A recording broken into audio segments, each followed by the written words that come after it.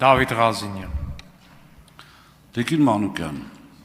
պատասխանելուց ես հասկանում եմ, որ ձեր հոգեբանական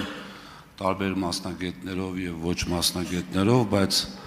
նաեւ պրակտիկ արդեն փորձ ունեցող, ինչու ոչ նաեւ հոգեբանական տերոր է իրականացում, բայց շատ լավ ընթանում, դուք պետք է ընդամենը ասեք, երբ որ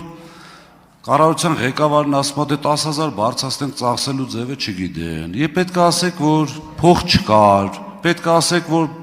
թոշակը բարձրացնելուց հետո, որ միջև նախընտրական արշավը որոշում են գնան մարզեր պտտվելու ու ամեն անգամ ասում են թոշակը բարձրացել է, լավ ես, լառնակա գնացիր եկար, թե հələ չես գնացել, այս պետք է ասեք։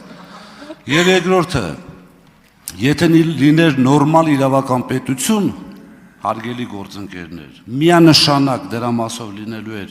իրավական, հանցակազմ պարունակող քրեիրավական արձագանք։ Միանշանակ, ես համոզված եմ, որ ինչ-որ մի օր դա լինելու է, բայց ավելի շատ դրա մասին չէի ուզում խոսել, ինչ վերաբերում է պատավատապետությանը, ես պարոն Աղաջանյան ուղիղ ասեցի, որ այո, կրճատում արել եք, խնդրում եմ, հորդորում եմ ուշադիր լինել իմ խոսքին եւ հիշել 15 թվականի ընդդիմադիր Նիկոլ Փաշինյանի խոսքը։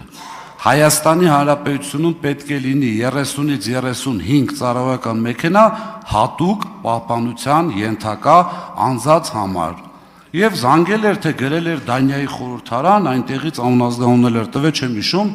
պատասխանել էին մի մեքենա, անգամ այդպես դրամատիկ ներկայացնում էր այս ամբիոնից, որ ասում եմ ձեռ ես առնում, հələ լավ հիշի, այդ Դանիայի պաշտոնյային, եթե կարիք լինի, տեսանյութը կտամ։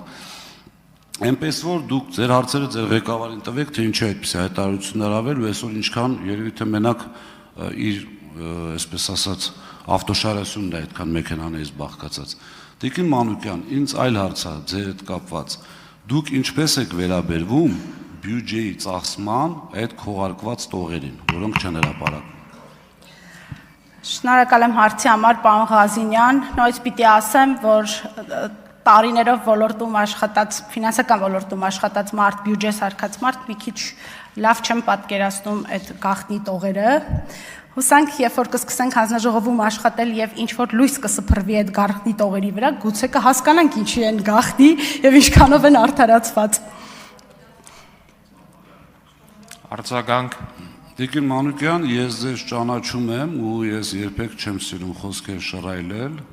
Ինչպես տեսնում եք, մեր տեխնացուն կին է եւ մենք բոլորը շատ մեծարում ենք եւ հարգում ենք կանանց, ձեր տպավորությունը սխալ է իմ մասին։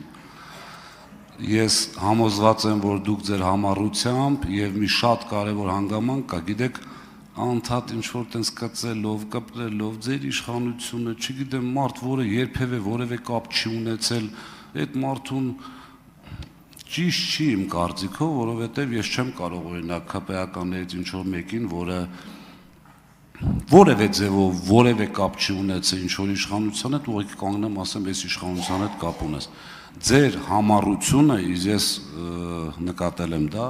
նաև ձեր տարբեր բիզնեսներում ներդրում է այդ բիզնեսների հաջողության մեջ, ես համոզված եմ, որ Հայաստանի Հանրապետությունը ձեր ընտրվելու պարագայում կլինի շատ ավելի շահեկան վիճակում, բայց համել ձեր տեղը չեմ կարող ասեմ, չեմ խնդրում, որ չընտրեք։ Շնորհակալ եմ, պարոն Ղազինյան։